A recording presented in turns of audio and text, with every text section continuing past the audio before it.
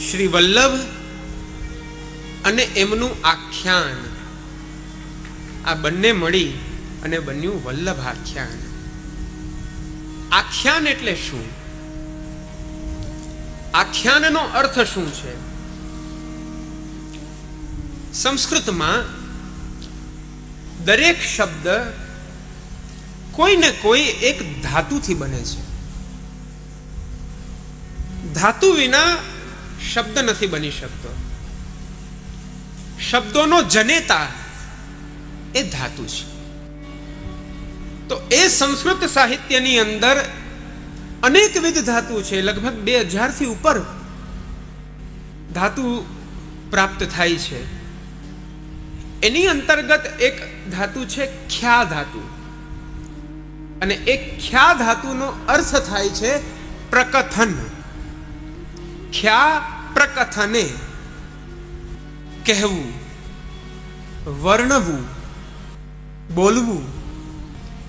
કહેવું, બોલવું આને તો ચર્ચા પણ કહી શકાય, અને ચર્ચાની પણ ઉપમા આપી શકાય. જો એને ચર્ચા કહી રહ્યા છો તો એ ચર્ચા અને આખ્યાન બંને એક થઈ ગયા. બે વ્યક્તિ ક્યાંય એકત્રિત થાય અને એકત્રિત થતા સહજ જે વાર્તાલાપ થઈ જાય છે એ ચર્ચા છે, પરસ્પર ચર્ચા છે. પણ આખ્યાન અર્થાત ચરિત્ર નિરૂપણ, આખ્યાન અર્થાત કહેવું છે, બોલવું છે, પરંતુ આ કેવલ કોઈ સામાન્ય વાત કહેવી નહીં, પણ કોઈ એક વ્યક્તિને લઈને, એમના જન્મથી લઈને એમના સ્વભાવ, ગુણ, કર્મ વગેરે એ બધાનો સમન્વય આવી જાય એવી એક કહેવાની પ્રક્રિયા એ છે આખ્યાન. આ સમંતાત ખ્યાપનમ. શ્રી મહાપ્રભુજીને મધ્યસ્થ રાખી, અથવા તો શ્રી ગુસાઈજીને મધ્યસ્થ રાખી, અથવા તો શ્રી ઠાકોરજીને મધ્યસ્થ રાખી અને સમગ્ર એમના પરિકર આદિને કહેવું, એમની સમગ્ર લીલાને કહેવી, આ છે આખ્યાન. કથન અને પ્રકથન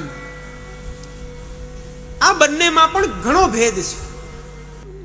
બે વ્યક્તિ ચર્ચા કરી રહ્યા છે, એમાંથી એક વ્યક્તિને બોલાવીને પૂછો કે ભાઈ પેલો શું કહે છે, અને એ વ્યક્તિ એ સાંભળેલી વાત કહી રહ્યો છે, આ કથન છે. પણ એક કથનમાં ઉપસર્ગ લાગી જાય, પ્રકથન જો એને બનાવી દઈએ તો આ સામાન્ય કથન નથી, પણ પ્રકૃષ્ટ કથન છે. પ્રકૃષ્ટ અર્થાત શ્રેષ્ઠ, ઉત્તમ, ઉત્કૃષ્ટ એવું કથન. જીવને કથનના અવસર અનેકો જગ્યાએ પ્રાપ્ત થાય છે, પણ જ્યારે ભગવત કૃપા થાય ત્યારે જ પ્રકથનનો અવસર પ્રાપ્ત થાય. કથન અનેકો વખત થાય છે. ક્યાંય એવું સાંભળ્યું છે કે કોઈ એક વ્યક્તિ સવારથી રાત પડી ગઈ હજી સુધી બોલ્યો જ નથી? કોઈ વ્યક્તિ બોલ્યા વિના રહી શકે? હા, કોઈ મૌન વ્રત રાખ્યું હોય તો એ વસ્તુ અલગ છે. એના પણ પાછા પ્રકાર, બહાર ન બોલાય પણ ઘરમાં પછી ચાલે. કથન આ જીવનો સ્વભાવ છે. જીવ બોલતો જ રહે છે, પણ જ્યાં સુધી લોક સંબંધી એનું આ કથન છે ત્યાં સુધી એની આ જીહવા એ વ્યર્થ પ્રલાપ કરી રહી છે. જી હા, શ્રીમદ ભાગવતની અંદર એક જગ્યાએ નહીં પણ અનેકો જગ્યાએ આનું નિરૂપણ કર્યું છે કે જ્યાં જીવ બોલી રહ્યો છે, કથન કરી રહ્યો છે, પણ એમાં ભગવદ યશ નથી, એમાં ભગવદ યશ પ્રાપ્ત નથી થતો.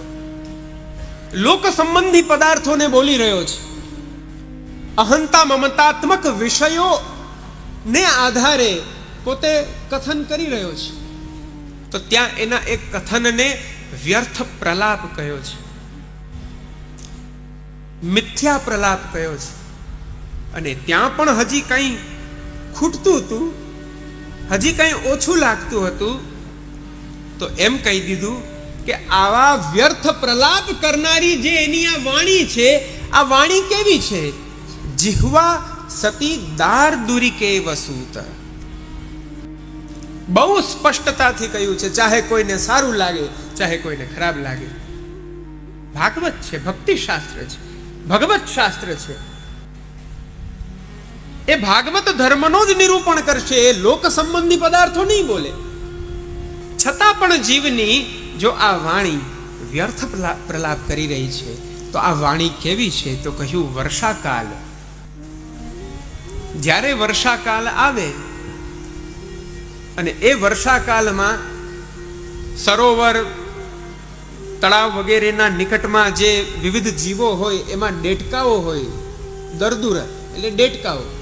એ ડેટકાઓ જ્યારે આમ ટર ટર ટર પોતાની ભાષા કેવી રીતના પ્રકટ કરતા હોય અને એનાથી આખું વાતાવરણ ગુંજાયમાન થઈ જાય છે, એ જ પ્રકારે આ જીવો બોલી રહ્યા છે, પણ એમની આ યથાર્થ વાણી નથી, અયથાર્થ વાણી છે. અયથાર્થ વાણી હોવાને કારણે આ ડેટકાની જેમ ટર ટર ટર કરનારી વાણી છે.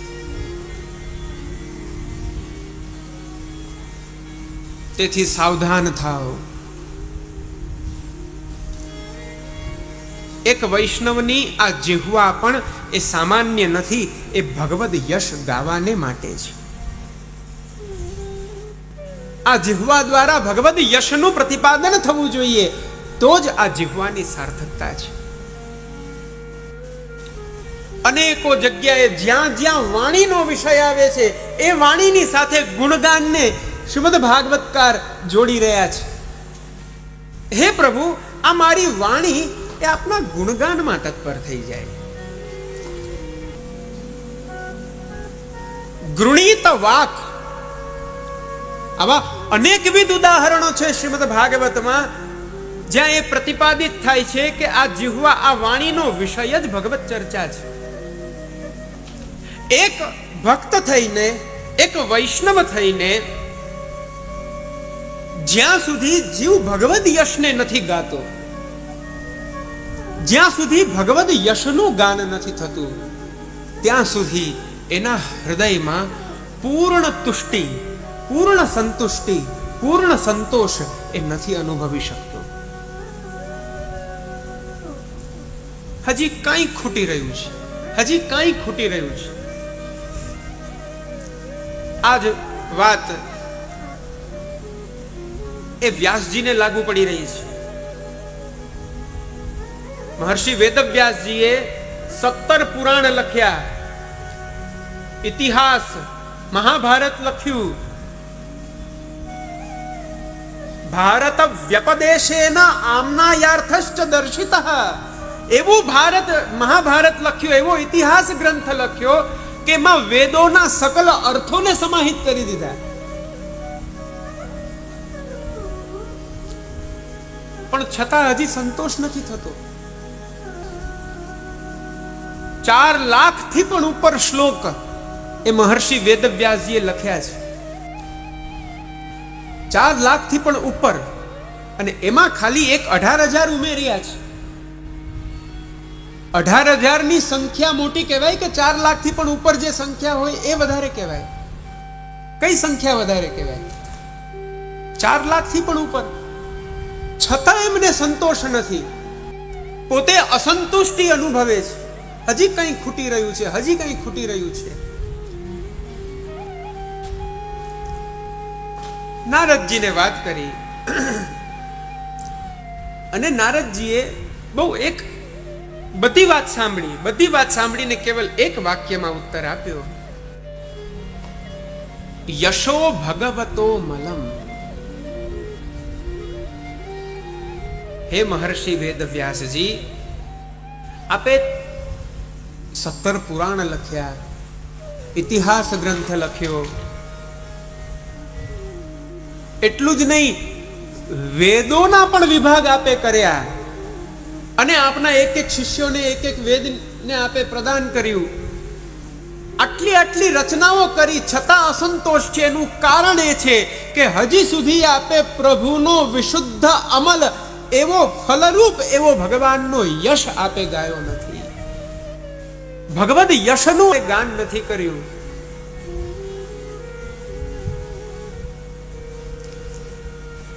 કોઈ એક તો એવો પદાર્થ હોય કે એ પદાર્થ કહેવાયા પછી એમ થાય કે હવે જગતનું સર્વ કંઈ કહેવાય ગયું. આવો તે વળી એક કયો પદાર્થ છે? એ માત્ર ને માત્ર એ છે ભગવદ યશ, ભગવત ગુણગાન, ભગવત ચરિત્ર ગાન.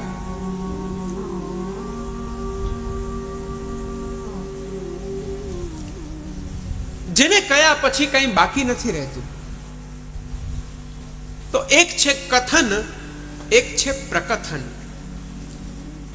કથન આપણે બધા કરી રહ્યા છીએ, પણ શ્રી ગોપાલદાસજી જે કરી રહ્યા છે એ પ્રકથન છે, એ પ્રકૃષ્ટ કથન છે.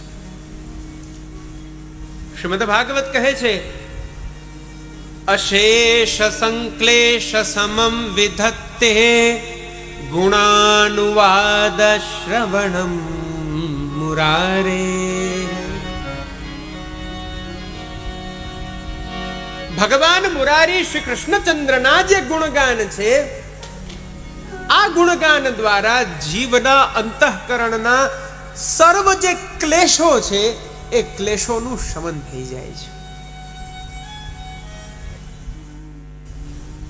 લૌકિક ક્લેશનું શમન કરીને સ્વમાર્ગીય તાપ ક્લેશનું સંવર્ધન આ ભગવત ચરિત્ર કરી રહ્યું છે.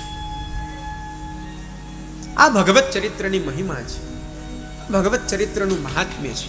પછી ચાહે એ વલ્લભ આખ્યાન હોય કે કૃષ્ણ ચરિત્ર હોય કે શ્રી વિઠ્ઠલ ચરિત્ર હોય, મૂળમાં જોવા જાઓ તો આ સર્વ એક વિષય છે. કારણ કે આ સ્વરૂપમાં પણ ભેદ નથી. વ્રજપતિ વલ્લભ એક હી જાનો, ભેદ નહીં હે નમો નમો શ્રીમદ વલ્લભ નમો નમો. આમાં ભેદ નથી. તો આ સમંતા ખ્યાપનમ શ્રી મહાપ્રભુજી, શ્રી ગુસાઈજી અને શ્રી ઠાકોરજીના નામ રૂપ ગુણ ચરિત્રને સર્વ પ્રકારે કહી દેવું, એનું વર્ણન કરી દેવું, આ છે આખ્યાન. અને એમાં પણ શ્રી વલ્લભ આખ્યાન, શ્રી વલ્લભનું આખ્યાન, શ્રી મહાપ્રભુજીનું આખ્યાન, શ્રી ગુસાઈજીનું આખ્યાન. આ સમગ્ર વલ્લભ આખ્યાનમાં શ્રી મહાપ્રભુજીના સ્વરૂપનું વલ્લભ આખ્યાન એમ કહેતા એવું જરૂરી નથી કે ખાલી શ્રી મહાપ્રભુજી ને મહાપ્રભુજી જ હોવા જોઈએ. ક્યાંક તમે જશો તો તમને કોઈ બીજો વિષય દેખાશે. એના પ્રત્યેક કડવામાં, એના પ્રત્યેક આખ્યાનમાં, એની પ્રત્યેક કડીમાં તમને અલગ અલગ અલગ અલગ વિષયોની અનુભૂતિ થશે. ક્યાંક ભગવદ લીલા દેખાશે, ક્યાંક એ લીલા સ્થલી દેખાશે, ક્યાં એ લીલાનો પ્રકાર દેખાશે. કોઈ સ્થળે કેવલ યશનું પ્રતિપાદન છે, તો કોઈ સ્થળે કેવલ તેજ પ્રતાપનું નિરૂપણ છે. કોઈ સ્થળે જીવ ઉપર જે આપની અહૈતુકી કૃપા છે એનું નિરૂપણ છે. કોઈ કોઈ જગ્યાએ કૃપાની યાચના છે. આવા અનેકવિધ વિષયો એ આ વલ્લભ આખ્યાનની અંદર વિદ્યમાન છે. શ્રી મહાપ્રભુજીનું સ્વરૂપ પણ આવશે, શ્રી ગુસાઈજીનું સ્વરૂપ પણ આવશે, શ્રી ઠાકોરજીના સ્વરૂપનું પણ વર્ણન આવશે, ભગવદ લીલાનું પણ વર્ણન આવશે, ભગવદ લીલા સ્થલીનું પણ વર્ણન આવશે, ભગવદ લીલા પરિકરોનું પણ વર્ણન આવશે. શ્રી ગુસાઈજીના સમગ્ર પરિવારનું વર્ણન આવશે. પણ આ સર્વનું મૂળ છે શ્રી વલ્લભ. એવા શ્રી વલ્લભનું આ આખ્યાન.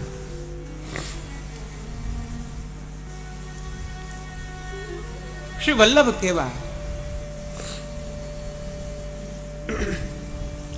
શ્રી મહાપ્રભુજીનું સ્વરૂપ કેવું?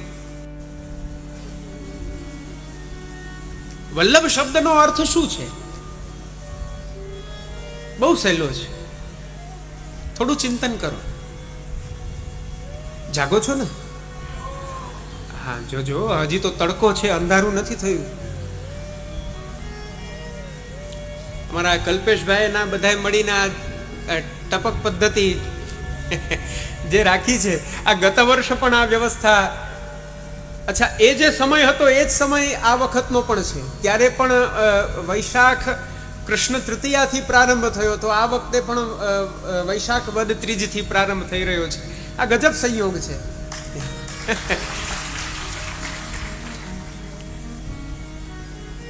જલ આવે ઉપર, પાછા પંખા હોય એટલે એકદમ શીતળતા અનુભવાય.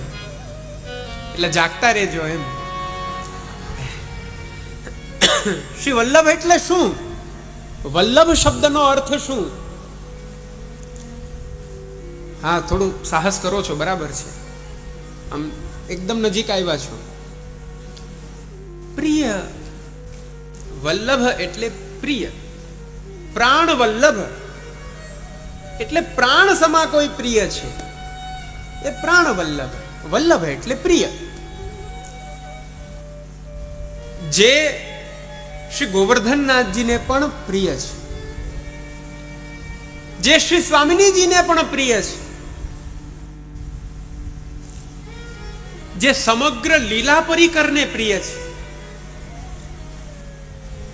જે સમગ્ર દૈવી જીવોને પ્રિય છે, કારણ કે એમના ઉદ્ધારક છે, જે સર્વને પ્રિય છે, એ શ્રી વલ્લભ છે. સ્વામિની ભાવ સંયુક્ત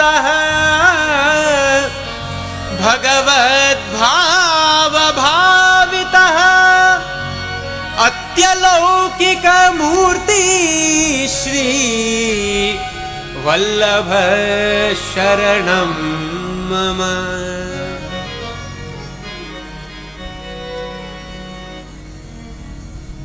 જેમાં સ્વામિની ભાવ સંયુક્ત શ્રી સ્વામિનીજીના અંતઃકરણના ભાવ પણ જેમાં વિદ્યમાન છે.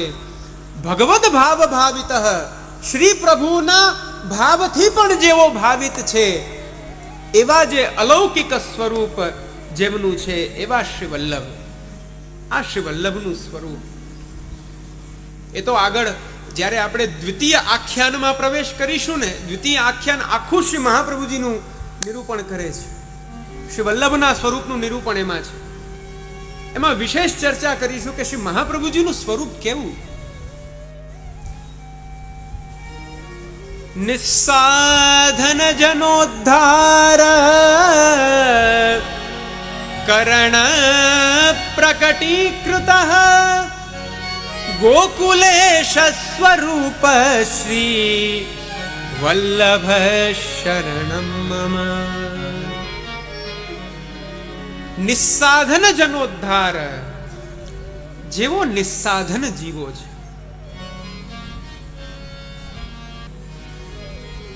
જીવનમાં નિસ્સાધનતા આવવી બહુ જરૂરી છે. જો તમે ભક્તિ માર્ગીય હોવ તો, જો ભક્તિ માર્ગીય હોવ તો નિસ્સાધનતા અત્યંત આવશ્યક છે. સર્વ સાધનોથી નિવૃત્તિ, સર્વ સાધનોનો ત્યાગ. આવા જ્યારે આપણે નિસ્સાધન બનીએ છીએ, ત્યારે શ્રી મહાપ્રભુજી આપણા પતિ બને છે, ત્યારે શ્રી મહાપ્રભુજી આપણા ઉદ્ધારક બને છે, ત્યારે શ્રી વલ્લભ આપણો હાથ પકડે છે. અન્યથા આપણે સ્વયં જો આપણા સાધનો કરતા હોઈએ તો પછી હવે એ કરી રહ્યો છે એનું આત્મકલ્યાણ, કરવા દો. નહીં, આપણે એવા શ્રી મહાપ્રભુજી, એવા શ્રી વલ્લભ આપ કોણ છે? તો કહ્યું ગોકુલેશ સ્વરૂપ, સાક્ષાત શ્રી કૃષ્ણના મુખારવિંદ સ્વરૂપ છે. સાક્ષાત શ્રી કૃષ્ણનું આપ મુખારવિંદ છે. શ્રી ગુસાઈજી આજ્ઞા કરી રહ્યા છે, શ્રી કૃષ્ણાસ્યમ. શ્રી કૃષ્ણનું આસ્ય એટલે મુખારવિંદ, એ સ્વયં શ્રી વલ્લભ છે. જે માર્ગમાં પૂર્ણ પુરુષોત્તમ પણ કૃષ્ણ આચાર્ય ચરણો પણ કૃષ્ણ સ્વરૂપ, શ્રી યમુનાજી પણ કૃષ્ણ સ્વરૂપા, જ્યાં સર્વ કાંઈ કૃષ્ણમય છે એવો આ ભક્તિ માર્ગ છે, એવો આ શ્રી મહાપ્રભુજીનો માર્ગ છે. એવા ગોકુલેશ સ્વરૂપ શ્રી વલ્લભનું શરણ આપણને પ્રાપ્ત થયું છે. આનો ગૌરવ આપણને હોવો જ જોઈએ. પોતાના આચાર્યનો ગૌરવ, પોતાના ગુરુનો ગૌરવ એ હોવો જ જોઈએ. હું કોનો શિષ્ય છું, હું કોનો સેવક છું, આનો ગૌરવ પ્રત્યેક વૈષ્ણવને હોવો જોઈએ. બહુ સરસ એક સાહિત્યમાં એક વાત લખાઈ છે, અંભસઃ પરિમાણેન ઉન્નતઃ કમલમ ભવેત. બહુ અદ્ભુત વાત છે. જેમ જેમ સરોવરમાં જલ ભરાતું જાય એમ સરોવરમાં રહેલા કમલો એ તેમ તેમ ઊંચા ઊંચા ઊંચા આવતા જાય. જેમ જેમ જલ ભરાય તેમ તેમ ઉપર આવે. જેમ કમલ ઉપર આવી રહ્યા છે એવી રીતના સ્વસ્વામીના બલવતા સરોવરમાં જલ વર્ષાકાળમાં ભરાય અને કમલ ઉપર આવે, એવી રીતના પોતાના સ્વામી, પોતાના આચાર્ય, પોતાના ગુરુના કૃપા બલથી, એ પોતાના ગુરુના ચરણ કમલના આશ્રયથી ભૃત્યો ભવતી ગર્વિતઃ, એમનો નિજ સેવક પણ સદા ગૌરવાન્વિત રહેવો જોઈએ. હું કોનો સેવક છું? હું શ્રી વલ્લભનો સેવક છું.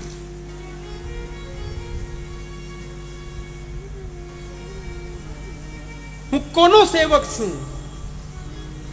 જે મુક પુની બોલે, જે એમનું એ સામર્થ્ય છે. ગોપાલદાસજી તો મૂક છે, 9 વર્ષના બાળક જે બોલી નથી શકતા, જેમને વાચા નથી, પણ મુક પુની બોલે, જેમના કૃપા પ્રસાદથી તેઓ બોલતા થઈ જાય છે. આવું જેનું અશેષ મહાત્મ્ય છે એવા આચાર્ય ચરણોનું શરણ આપણને પ્રાપ્ત થયું છે. શરીરાઈજીએ શ્રી મહાપ્રભુજીને માટે બહુ અદ્ભુત એક શ્લોક લખ્યો છે. શરીરાય મહાપ્રભુ આજ્ઞા કરે છે, અસ્મદ ભાગ્ય નિધિર્નૂનમ નિજ પક્ષૈકપોષક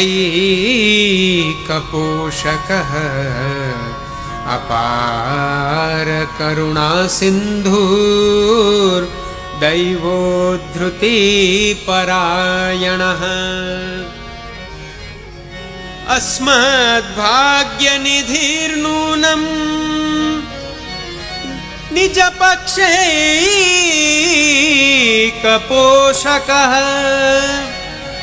અપાર કરુણા સિંધુર દૈવોધૃતિ પરાયણઃ. શ્રી વલ્લભ કેવા છે તો કહ્યું, અસ્મદ ભાગ્ય નિધિર્નૂનમ. શ્રી મહાપ્રભુજી, શ્રી ગુસાઈજી, આપના સપ્ત આત્મજો, આ બધા જ આપણા મૂળ આચાર્યો છે. આ બધાનું સ્વરૂપ કેવું તો કહ્યું, અસ્મદ ભાગ્ય નિધિર્નૂનમ. આપણા ભાગ્યનો આ સૌથી મોટો આ ભંડાર છે. જે ભાગ્યમાં ભગવત કૃપા નથી લખી, જે ભાગ્યમાં જીવે ભટકવાનું છે, જન્મ જન્માંતરોમાં ભટકવાનું છે, એવા જીવનો હાથ પકડીને સાક્ષાત જે શ્રી ગોવર્ધનધર સાથે જેનો સંબંધ કરાવનારા છે એવા શ્રી વલ્લભ છે. એ શ્રી ગુસાઈજીનું સ્વરૂપ છે.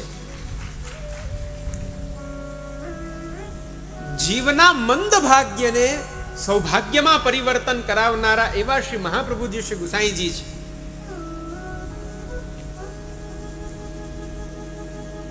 આપણા જીવનમાં આપણા ભાગ્યનું કોઈ નિધિ હોય, જે આપણને મહદ ભાગ્યથી પ્રાપ્ત થયું હોય, તો એ છે આપણા શ્રી મહાપ્રભુજીને શ્રી ગુસાઈજી. કારણ કે નિજ પક્ષૈક પોષક.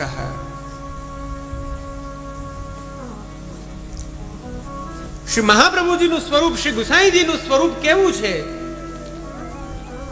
નિજ પક્ષ, જે આપના નિજજનો છે, આપ એમનું સતત પોષણ કરનારા છે. અપાર કરુણા સિંધુ, જેમાં અપાર પારાવાર કૃપા વિદ્યમાન છે. એટલું જ નહીં, દૈવોધૃતિપરાયણ, આ દૈવી જીવોના ઉદ્ધારાર્થ સતત પ્રયત્નશીલ છે એવા શ્રી વલ્લભ, એવા શ્રી ગુસાઈજી. અને એમનું આ આખ્યાન એટલે વલ્લભાખ્યાન.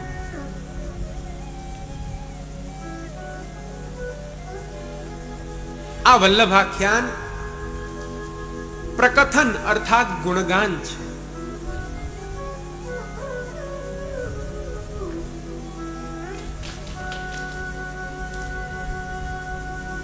એક વૈષ્ણવે ગુણગાન અવશ્ય કરવું જોઈએ, નિત્ય ગુણગાન કરવું જોઈએ.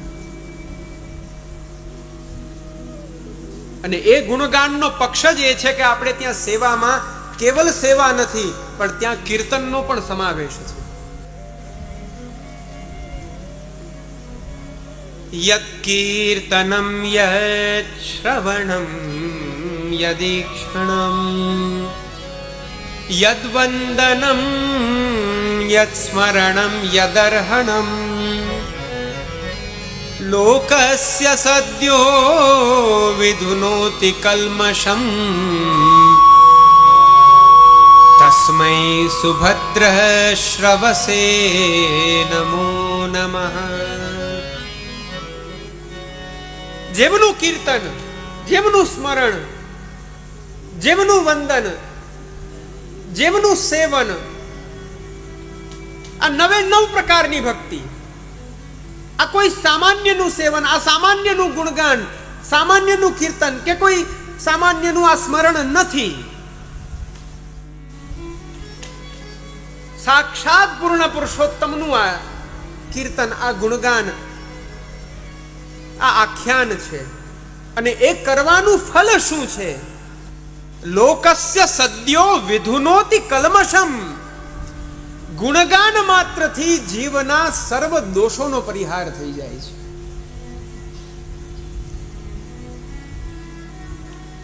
ભગવત ગુણગાનમાં તત્પર થતા થતા જેમ જેમ એની જીવવા એ ભગવત ચરિત્રોનું વર્ણન કરે છે, તેમ તેમ એના જન્મ જન્માંતરોના તે દોષોનું શમન થાય છે.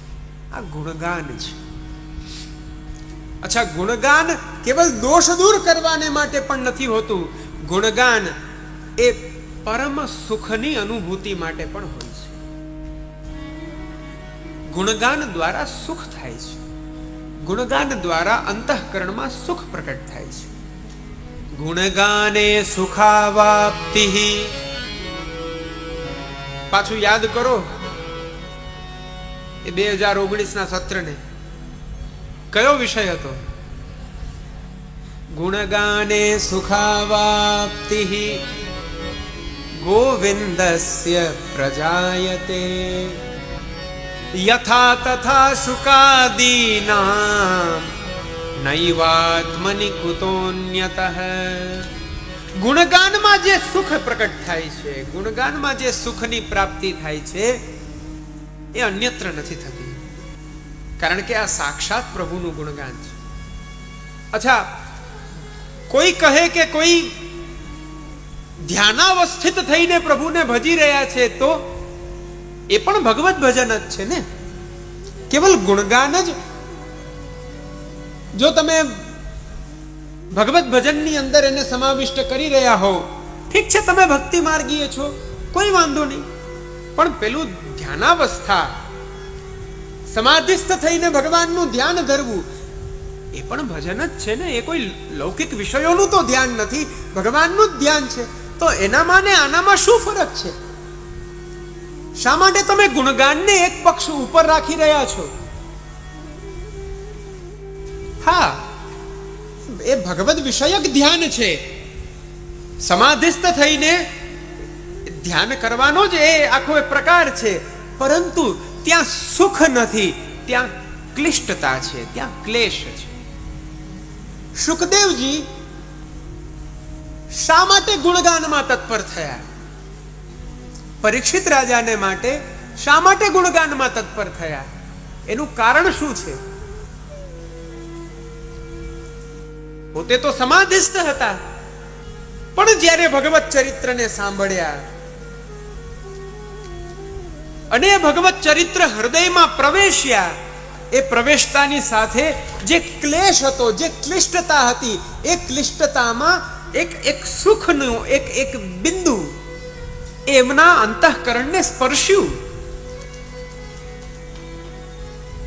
આપ સૌ અત્યારે ખૂબ જ અદ્ભુત રીતના શોભાયાત્રા દ્વારા મને આપ સૌ અહીંયા લઈને આવ્યા. કેવો તાપ હતો! તાપ હતો ને. ઘણા એવા વૈષ્ણવ હોય કે ખુલ્લા પગે આવે. આમ તો જો કે કોઈ દેખાણા નતા એવા મને. કોઈ એવું હોય કે જે ખુલ્લા પગે, એવી ભાવના હોય વૈષ્ણવોને, તો ત્યારે એ સુખ, એના દેહને સુખ થઈ રહ્યું છે કે ક્લિષ્ટતા થઈ રહી છે, કે તાપ થઈ રહ્યો છે? શું થઈ રહ્યું છે? ક્લેશ. પગ બળી રહ્યા છે, તાપ અનુભવાય છે, તપી રહ્યો છે એ વ્યક્તિ પોતે.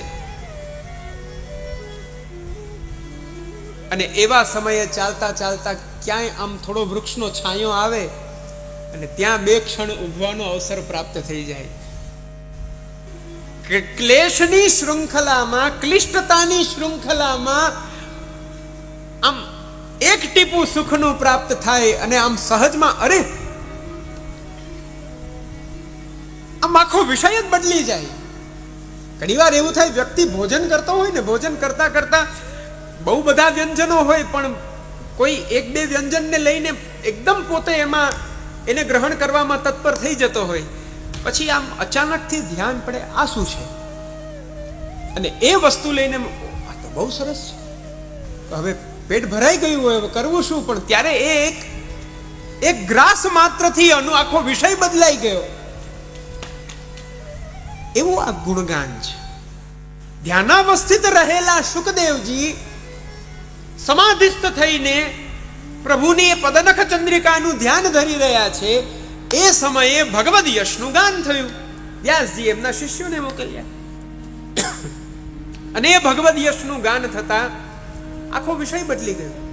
પોતે એ વસ્તુ કબૂલ કરી રહ્યા છે. પરિનિષ્ઠિતોપી નૈર્ગુણ્યે ઉત્તમ શ્લોક લીલયા ગૃહીત ચેતા રાજર્ષે આખ્યાનમ યદધીતવાન. હું તો એ સમાધિસ્થ થઈને ત્યાં લીન હતો, પણ પ્રભુના લીલા ચરિત્રો મારા હૃદયમાં પ્રવેશ્યા અને એ પ્રવેશતાની સાથે એની સાથે સાથે મારું ચિત્ત પણ ખેંચાઈ ગયું. પછી આ વિષયો કયા છે એ મેં ભણ્યા, શ્રીમદ ભાગવતનું અધ્યયન કર્યું મારા પિતાજીની પાસે, અને ત્યારબાદ હે રાજન, હું તમને આ સંભળાવી રહ્યો છું. ગુણગાનમાં જે સુખ છે એ બીજા સાધનોમાં સુખ નથી. એટલા માટે સાધનોનો પરિત્યાગ કરીને શુકદેવજી જેવા પરમહંસે પણ ગુણગાનમાં તત્પર થઈ રહ્યા છે. માટે ગોપાલદાસજી પણ ગુણગાન કરી રહ્યા છે. આ ગુણગાન છે. આખો પ્રસંગ તો આપ સૌ જાણી રહ્યા છો. વલ્લભાખ્યાન કેવી રીતના પ્રકટ થયું એ તો પ્રાયઃ જે ભગવદ વાર્તા કરતા હોય એ બધાને વલ્લભાખ્યાનનો પણ પરિચય હોય અને એના પૂર્વ પ્રસંગ, પ્રાકટ્ય પ્રસંગનો પણ એનો પરિચય હોય. પણ છતાં એક વિષય છે અને એના ઉપક્રમનો જે નિયમ છે એના આધારે સૂક્ષ્મતાથી કેવલ એ પ્રસંગનો સ્પર્શ કરીએ. અસારવામાં શ્રી ગુસાઈજી આપ ભાયલા કોઠારીને ત્યાં પધારે છે અને એ ભાયલા કોઠારીની પુત્રી જેનું નામ છે ગોમતી, એમના વિવાહ થયા એક 9 વર્ષના બાળકની સાથે જેમનું નામ છે ગોપાલદાસ. બાલ્યકાલથી મૂક છે. કૃપા છે ને, પ્રભુનો અનુગ્રહ છે ને, એ સર્વ કાંઈ પરિવર્તિત કરવાનું સામર્થ્ય ધરાવે છે. એટલા માટે ભક્તિ માર્ગમાં ભગવાન દ્વારા જ્યારે જીવને કંઈ પ્રાપ્ત થાય છે, આચાર્ય ચરણો દ્વારા જીવને કંઈ પ્રાપ્ત થાય છે, તો એ પદાર્થને આપણે ફલ માનીએ છીએ અને એ ફલને આપણે એક ઉપમા આપીએ છીએ. આ છે મારું આધિ દૈવિક ફલ. આવી એક ઉપમા આપણે આપીએ. મારું આધિદૈવિક ફલ છે કે મારી ઉપર આવી કૃપા થઈ. પ્રભુ મળવા, પ્રભુ દ્વારા જીવના દરેક પ્રતિબંધોને દૂર કરવું. અહીંયા ભગવદીઓનો ઉત્કર્ષ છે, ભક્તના સ્વરૂપનો ઉત્કર્ષ. ઉત્કર્ષ એટલે ઊંચું આવવું, જીવને ઊંચો ખેંચવો. જે જીવ સંસારમાં રહ્યો છે, સંસારની અંદર તત્પર છે, અહંતા મમતામાં વીંટળાયેલો છે, પોતાનું સ્વરૂપ, પોતાનું કર્તવ્ય આ બધું જ ભૂલીને બેઠો છે, એવા જીવને સ્વરૂપાનુભૂતિ કરાવી અને એ જીવનું વર્ણ કરી અને એ જીવને ભક્તિ માર્ગમાં આગળ એને લઈ જવો, એનું નયન થવું, એને ખેંચી જવો. થોડા સમય પહેલા એ જીવની દશા જુઓ તો એ ક્યાં હોય, અને થોડા સમય પછી એ જીવની દશા જુઓ કે એ ક્યાં હોય.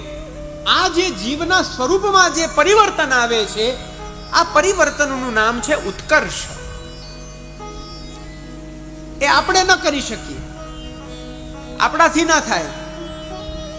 આપણે આપણો ઉત્કર્ષ ક્યારેય ન કરી શકીએ, આપણે એના માટે સમર્થ જ નથી. અમુક ક્ષણ ભગવાન નામ લેવા માટે પણ આપણે કેટલો યત્ન કરવો પડે છે, કેટલો યત્ન કરવો પડે છે. અને એ યત્ન, ચાલો નામ તો લઈ લઈએ છીએ, પણ ચિત્તને સ્થિર નથી રાખી શકતા. વિચાર તો કરો. હવે એવા આપણે આપણા સ્વરૂપનો ઉત્કર્ષ કેવી રીતના કરશું? ભક્તિ માર્ગમાં બધું સંભવ છે, કારણ કે ભગવાન એ આધિદૈવિક ફલ છે. ભગવાન પોતે આધિદૈવિક ફલ છે. શ્રી મહાપ્રભુજી ગુસાઈજી આપ સ્વયં આધિદૈવિક ફલ છે. એમની કૃપા પણ એ આધિદૈવિક ફલ છે, એમનો અનુગ્રહ પણ આધિદૈવિક ફલ છે. દૈવ એટલે ભાગ્ય. દૈવ એટલે ભાગ્ય. ભાગ્ય કોને કહેવાય? જે બદલે નહીં. ભાગ્ય એવું છે જે બદલી ન શકે. જે થવાનું છે થવાનું જ છે, એ ભાગ્ય છે. બહુ સરસ. અમે જ્યારે ભણતા ત્યારે એક સાહિત્યનો શ્લોક હતો, આખો તો અત્યારે સ્મરણમાં નથી આવતો, પણ એની અંતિમ ચરણ, એનું અંતિમ પાદ એવું છે: લિખિતમપી લલાટે, લિખિતમપી લલાટે પ્રોત્સિતુમ કઃ સમર્થ. બહુ અદ્ભુત વાત છે. આમ સચોટ ઉત્તર આપ્યો છે, સ્પષ્ટતાથી વાત કરી છે. લિખિતમપી લલાટે, આ લલાટમાં, આ ભાલમાં જે વ્યક્તિ જે લખાઈને આવ્યો છે, પ્રોત્સિતુમ, એને ભૂસવા.